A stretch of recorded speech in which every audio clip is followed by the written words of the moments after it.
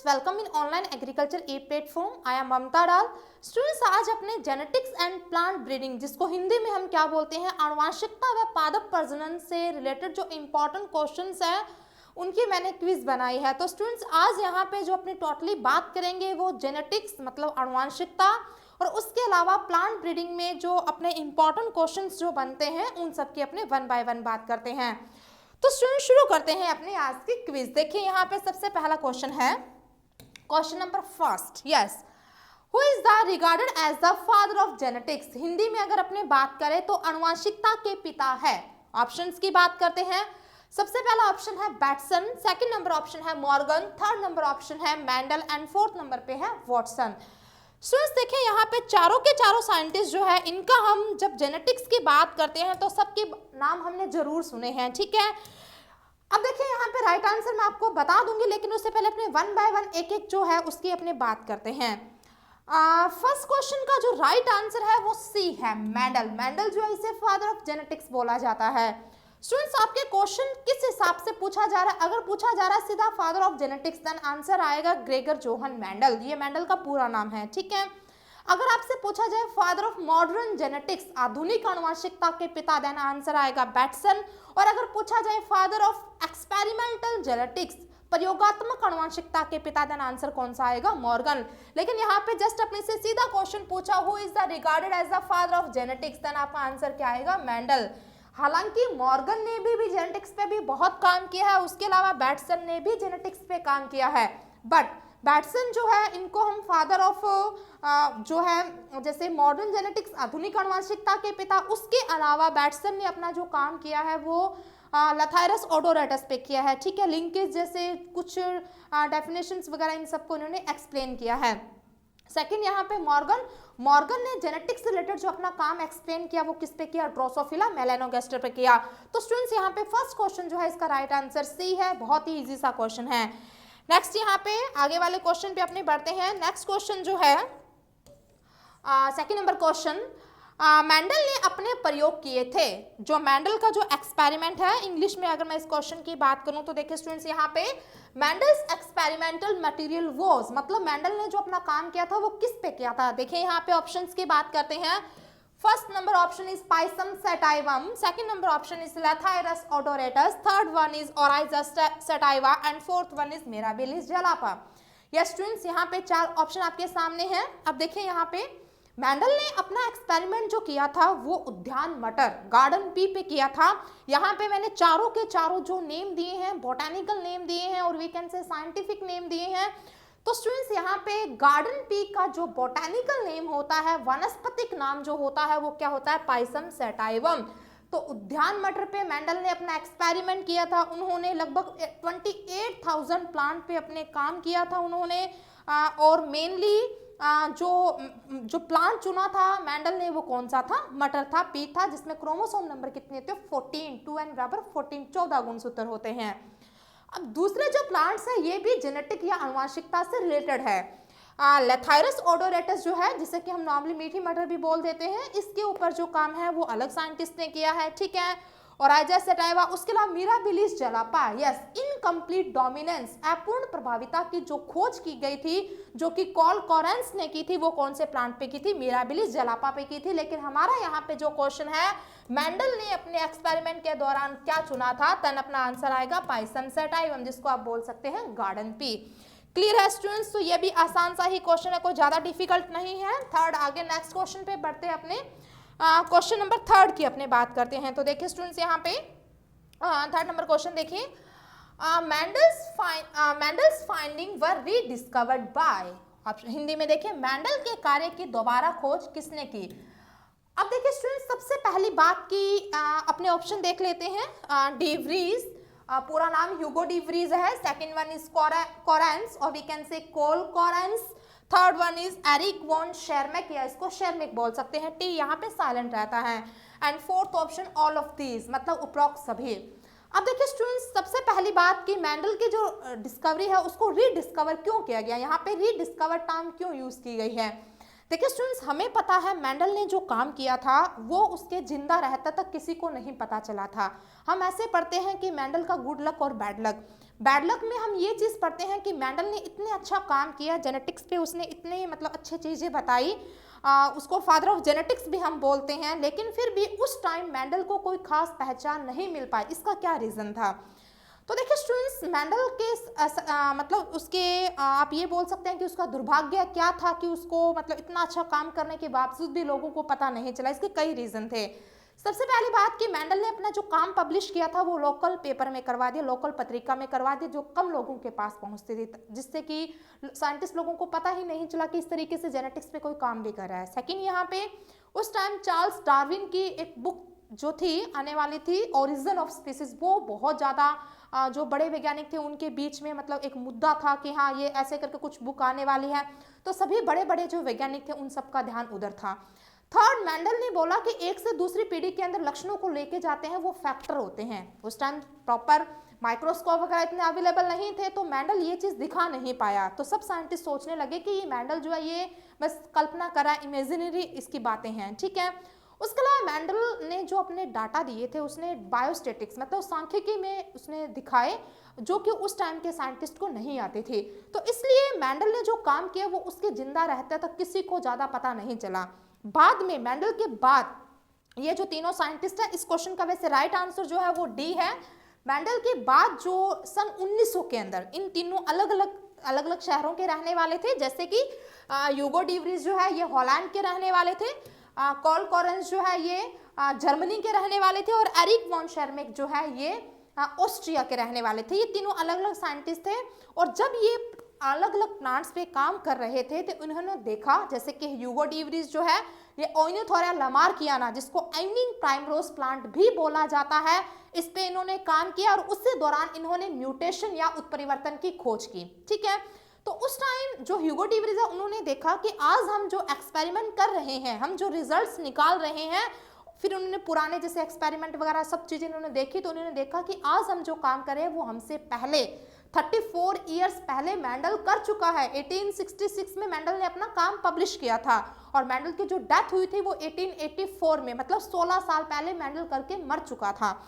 तो ये जो मेंडल के वास्तव में मेंडल को जो पहचान दिलाई थी वो इन तीन साइंटिस्ट ने ही दिलाई थी, ठीक है। तो यहाँ पे राइट आंसर जो है Carl Correns, Hugo de Vries and Erich von Tschermak, इन्होंने मेंडल के बाद मतलब उसके जो नियम है उनको रीडिस्कवर किया, और मेंडल को पहचान दिलाने में इनकी एक विशेष योगदान है। तो स्टूडेंट्स, यहाँ पे इस क्वेश्चन का जो राइट आंसर है इसको हम क्या बोलेंगे, ऑल ऑफ दिस।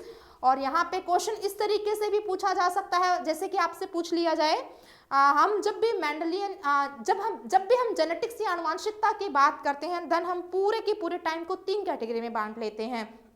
एक प्री मेंडलियन, जो मेंडल के पहले से साइंटिस्ट थे, ठीक है, मेंडलियन टाइम जिस टाइम मेंडल ने काम किया है। एक पोस्ट मेंडलियन में हम मेंडल के बाद के जो साइंटिस्ट हैं, जैसे कि ये तीनों Hugo de Vries, Erich von Tschermak and Carl Correns, ये मेंडल के बाद के साइंटिस्ट हैं जिन्होंने की काम किया था, और मेंडल की जो डिस्कवरी है उनको दोबारा से लोगों के सामने लेके आए थे। तो स्टूडेंट्स, यहाँ पे थर्ड नंबर क्वेश्चन जो है उसका जो राइट आंसर है वो क्या है, डी है, ऑल ऑफ दीज है।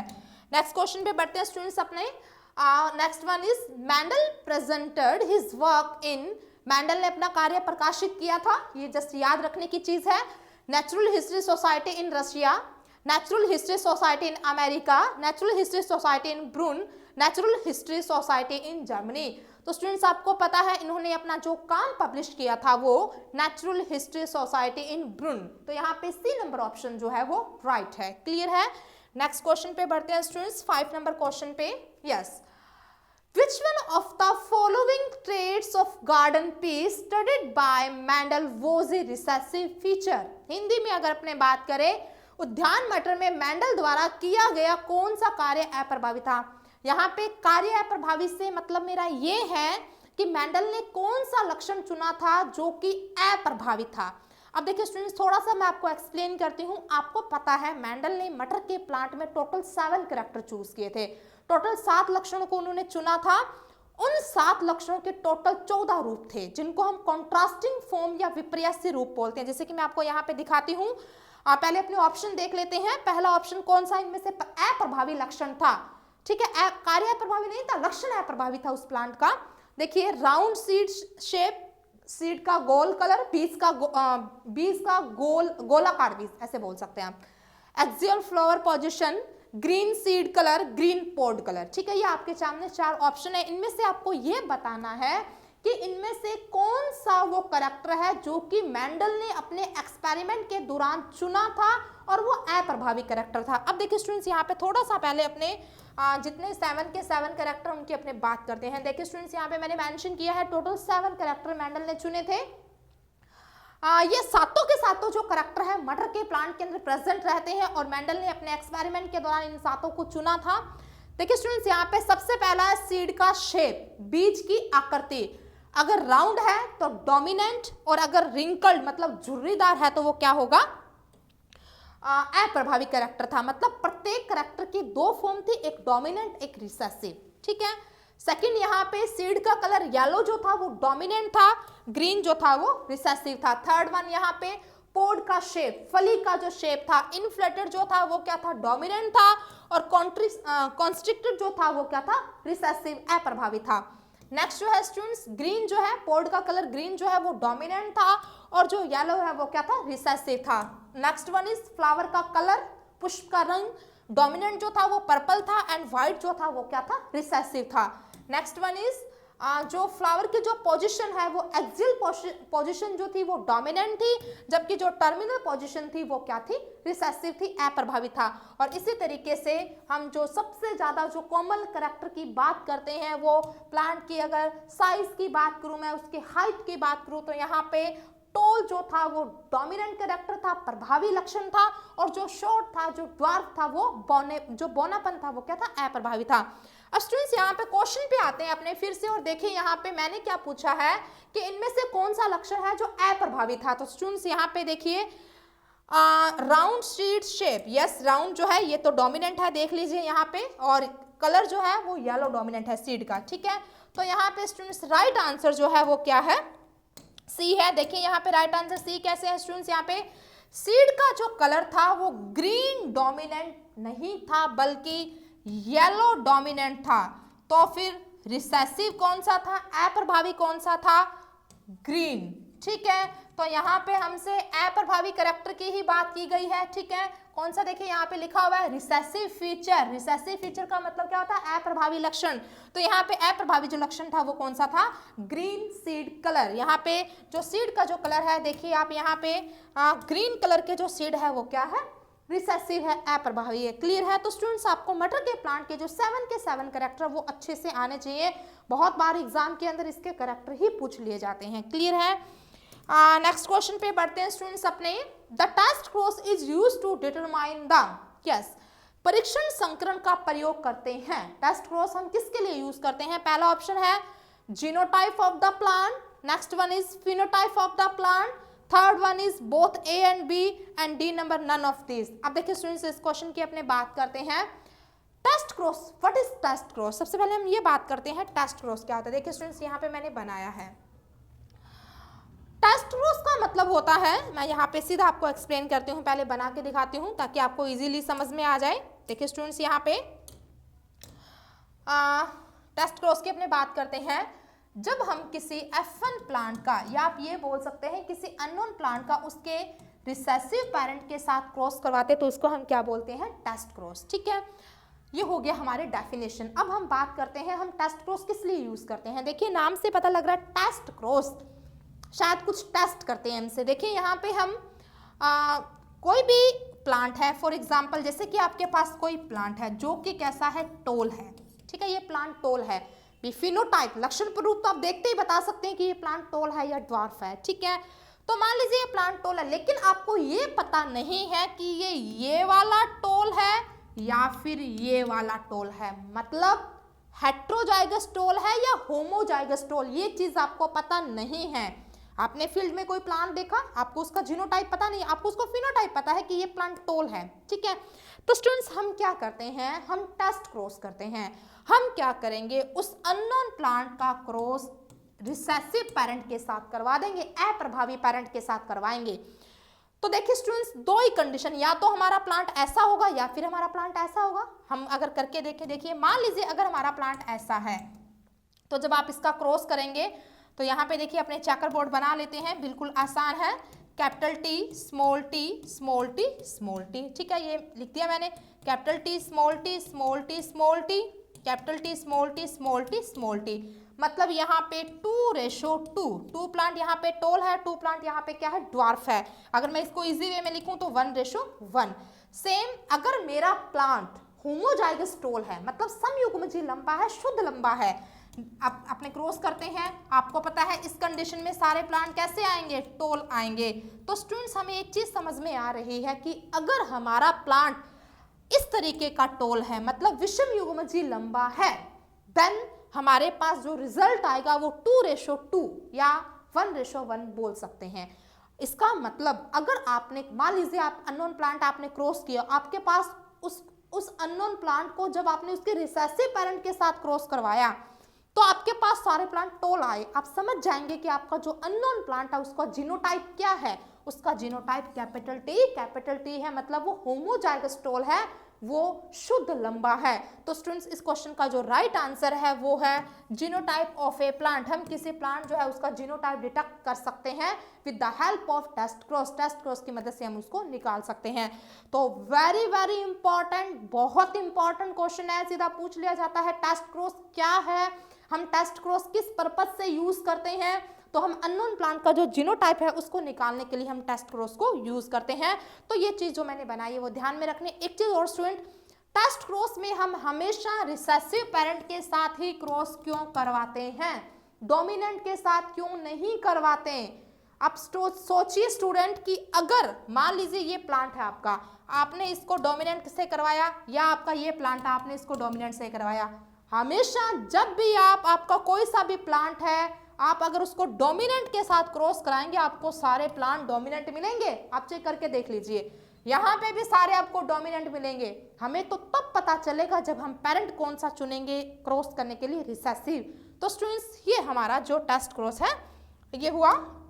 तो ये क्वेश्चन एग्जामिनेशन व्यू से काफी इंपॉर्टेंट रहता है। नेक्स्ट अपने आगे बढ़ते हैं स्टूडेंट्स, नेक्स्ट क्वेश्चन की बात करते हैं। The title of Mendel's paper while presenting at Brunn Natural History Society in 1865 was, yes, Mendel ने अपना जो काम पब्लिश किया था वो किस टाइटल से पब्लिश किया था। ऑप्शन है यहाँ पे law of inheritance, second number option law of heredity, third number option experiment on pea plants, and fourth number option experiments in plant hybridization. Students याद रखने की चीज है, मेंडल ने अपना जो टाइटल था मेंडल का, उन्होंने जो पब्लिश किया था अपना काम वो एक्सपेरिमेंट्स इन प्लांट हाइब्रिडाइजेशन। तो यहाँ पे 7 नंबर क्वेश्चन का जो राइट आंसर है दैट इज डी। क्लियर है, डी ऑप्शन राइट है अपने यहाँ पे। नेक्स्ट आगे बढ़ते हैं स्टूडेंट्स, क्वेश्चन नंबर 8 पे चलते हैं अपने। Yes, mark the incorrect statement about Pisum sativum. जो मटर का प्लांट है उसके लिए निम्न में से कौन सा कथन गलत है। यहाँ पे स्टूडेंट्स अपने 1 बाय 1 सभी ऑप्शंस की बात करते हैं। देखिए सबसे पहला ऑप्शन है लॉन्ग लाइफ साइकिल, जो जीवन काल होता है प्लांट का वो लंबा होता है, या आप ये बोल सकते हैं जीवन चक्र लंबा होता है। बिल्कुल गलत बात है ये। मटर का जो प्लांट होता है उसका जो लाइफ स्पैन जो रहता है, या आप ये बोल सकते हैं उसका जो जीवन चक्र होता है वो 2 से 3 महीने में कंप्लीट हो जाता है, मतलब 1 साल में 4 से 5 पीढ़ियां ली जा सकती हैं। इसका मतलब पहला ऑप्शन क्या है, गलत है, मतलब इनकरेक्ट स्टेटमेंट है। सेकंड की भी बात करते हैं, इजी हाइब्रिडाइजेशन। यस स्टूडेंट्स, जो मटर का प्लांट है उसमें संकरण करवाना आसान है। हालांकि मटर के प्लांट में नेचुरली सेल्फ पॉलिनेशन होता है, स्व परागण होता है, बट उसमें हम इमैस्कुलेशन या विपुंसन व बैगिंग के प्रोसेस से क्रॉस पॉलिनेशन कर सकते हैं। तो ये स्टेटमेंट सही है मटर के प्लांट के लिए, उसमें इजी हाइब्रिडाइजेशन हो सकता है। थर्ड, बाइसेक्सुअल फ्लावर होता है, बिल्कुल सही बात है। मटर का जो पुष्प होता है द्विलिंगी होता है, मतलब एक ही पुष्प में मेल और फीमेल दोनों पार्ट प्रेजेंट होते हैं। क्लियर है। Next one is well defined discrete characters. Yes, Mendel ने जो कैरेक्टर्स चुने थे, ये एक बहुत इंपॉर्टेंट चीज है कि क्या कारण था कि मेंडल ने अपने एक्सपेरिमेंट के दौरान मटर के प्लांट को ही चुना, उसने किसी अनदर प्लांट को क्यों नहीं चुना। उसका सबसे बड़ा रीजन ये है क्योंकि हमने देखा कि मटर के प्लांट में जो 7 के 7 कैरेक्टर थे वो बिल्कुल क्लियर थे। मींस या तो फ्लावर का कलर पर्पल था या व्हाइट था, इंटरमीडिएट कलर नहीं था। पॉड का जो सीड का जो कलर था या तो ग्रीन था या येलो था, मींस कोई इंटरमीडिएट कलर नहीं था। कहने का मतलब ये है कैरेक्टर बहुत ही साफ सुथरे थे। तो ये एक बहुत बड़ा रीजन था। तो स्टूडेंट्स यहाँ पे आपको मटर के प्लांट के सारे कैरेक्टर्स आने चाहिए, जैसे कि मटर का जो प्लांट होता है डे न्यूट्रल प्लांट होता है, मतलब दिवस उदासीन पादप होता है। उसके अलावा उसमें सेल्फ पॉलिनेशन होता है, द्विलिंगी पुष्प होता है, पुष्प का साइज बड़ा होता है, इसलिए इजीली इमैस्कुलेशन एंड बैगिंग का प्रोसेस करना बहुत आसान होता है। तो स्टूडेंट्स यहाँ पे 8 नंबर क्वेश्चन का जो राइट आंसर है वो ए है। क्लियर है? नेक्स्ट क्वेश्चन पे चलते हैं अपने यहाँ पे 9 number question. Out of the following which law is known as the law of purity of gamete? निम्न में से कौन सा नियम युग्मकों की शुद्धता का नियम है? ऑप्शन देखते हैं हम यहाँ पे, 1 बाय 1 ऑप्शंस की बात करते हैं। देखिए स्टूडेंट्स यहाँ पे सबसे पहला ऑप्शन है लॉ ऑफ कोडोमिनेंस, सह प्रभाविता, ये मेंडल ने नहीं दिया था। लॉ ऑफ इंडिपेंडेंट असॉर्टमेंट, स्वतंत्र अपव्यूहन का नियम। Third number option law of segregation and fourth number option law of dominance. देखिए स्टूडेंट्स ये है मेंडल का फर्स्ट रूल, ये है मेंडल का सेकंड रूल और ये है मेंडल का थर्ड रूल।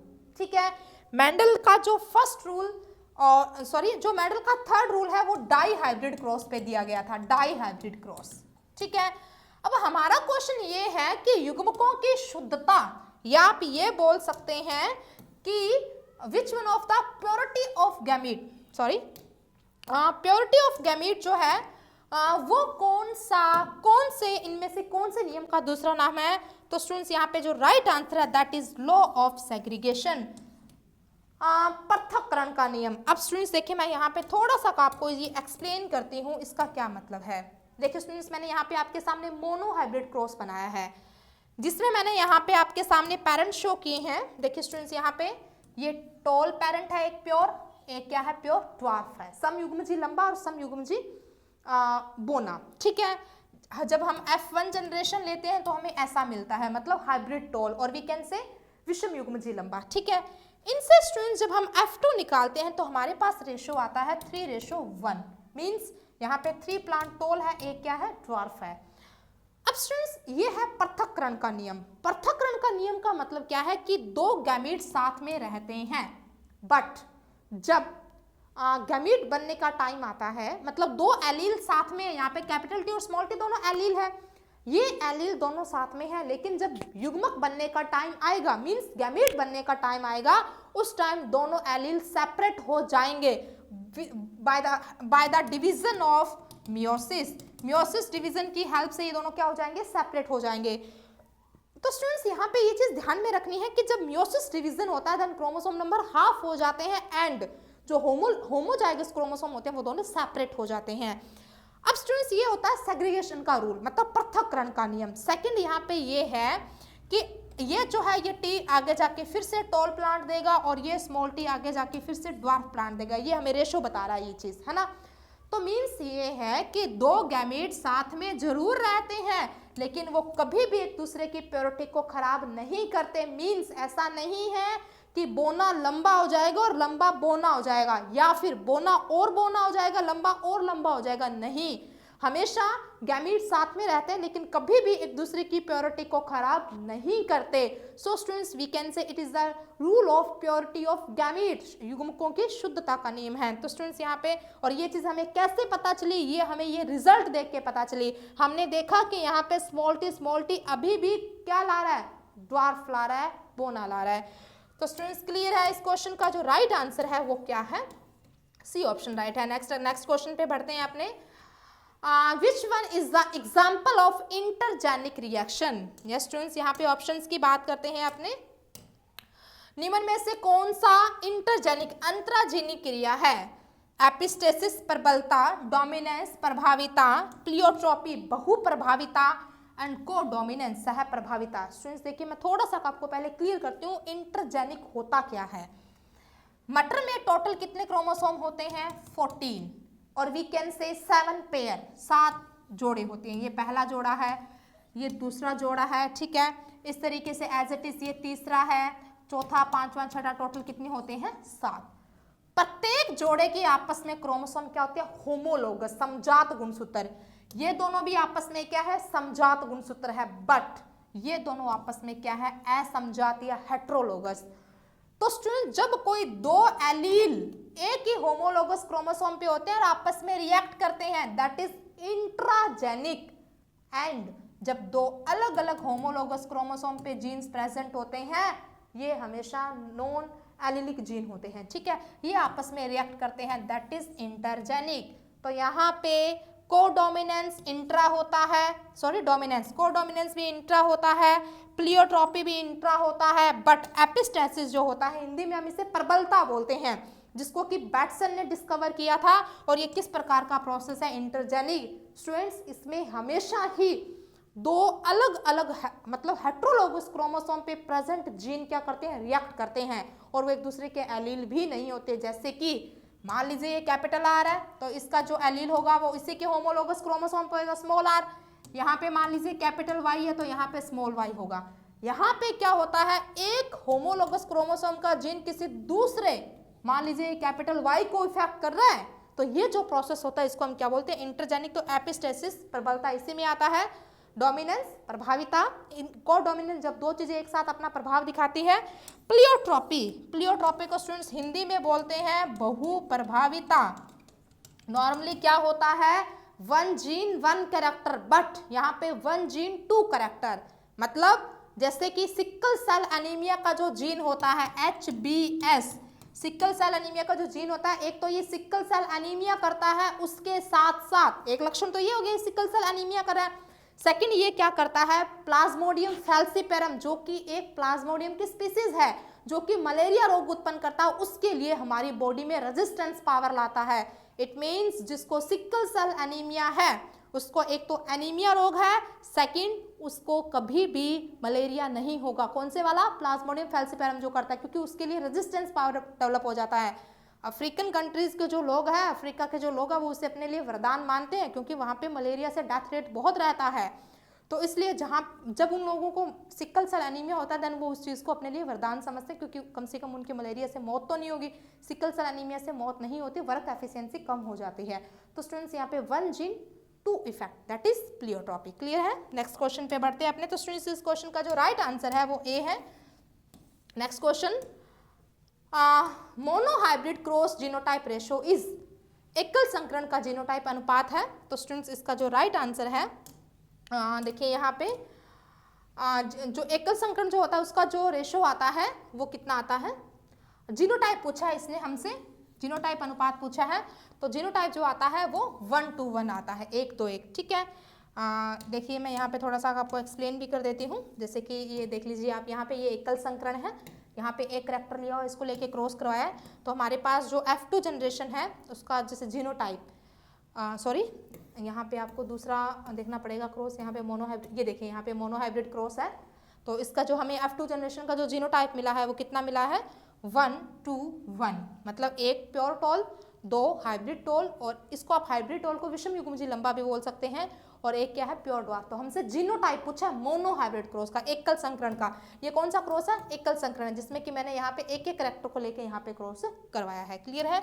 तो स्टूडेंट्स हमारा जो 11 नंबर जो क्वेश्चन है, इसका जो राइट आंसर है वो क्या है, 1:1 है। नेक्स्ट चलते हैं अपने, अपूर्ण प्रभाविता में F2PD का फिनोटाइप व जीनोटाइप अनुपात होगा। Yes, what is the F2 generation ratio in incomplete dominance. अब स्टूडेंट सबसे पहली बात कि इनकम्प्लीट डोमिनेंस क्या होता है। देखिए एक होता है डोमिनेंट, जो कि जिसमें कि कोई जीन अब एलील दूसरे एलील के इफेक्ट को नहीं आने देता, उसको होता है, उसको बोलते हैं डोमिनेंट। एक होता है इनकम्प्लीट डोमिनेंट, जैसे कि डोमिनेंट खुद को दिखा ना पाए, रिसेसिव खुद को छिपा ना पाए। देखिए मैंने यहाँ पे नेक्स्ट एक क्रॉस दिखाया है आपके सामने। यहाँ पे देखिए स्टूडेंट्स, एक पेरेंट जो है वो कैसा है, रेड है, और दूसरा पेरेंट जो है वो क्या है, वाइट है। तो यहाँ पे एक सेकेंड,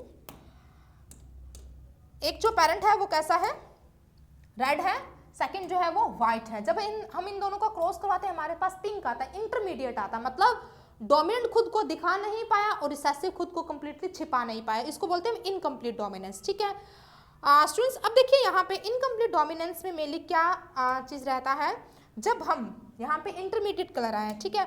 उसके बाद में स्टूडेंट जब हम इसका मतलब नेक्स्ट जनरेशन निकालते हैं, सल्फिंग करते हैं, तो हमारे पास ये रेशो आता है, ठीक है, जिसमें से 1 रेड है, 2 पिंक है, 1 वाइट है। तो फिनोटाइप और जीनोटाइप सेम है, 1 to 1 1 to 1। सो स्टूडेंट्स हमारे इस क्वेश्चन का जो राइट आंसर है वो क्या रहेगा, 1 to 1 1 to 1। तो इस तरीके से ये जो स्टूडेंट्स ये क्रॉस जो होते हैं, मैंने ठीक है यहाँ पे आपको ये चीज़ें दिखा दी कि इस तरीके से ये क्रॉस रहता है, जैसे कि यहाँ पे ये बता दिया आपको। बट स्टूडेंट्स हमारे पास एग्जाम में इतना टाइम नहीं होता कि हम इन क्रॉस को निकाल के देखें, इसलिए आपको just monohybrid cross, dihybrid, incomplete, complete, इनके आपको रेशो डायरेक्ट याद होने चाहिए, ताकि आपके वहाँ एग्जाम में क्वेश्चन आए तो आपको ज़्यादा टाइम कंज्यूम ना करना पड़े।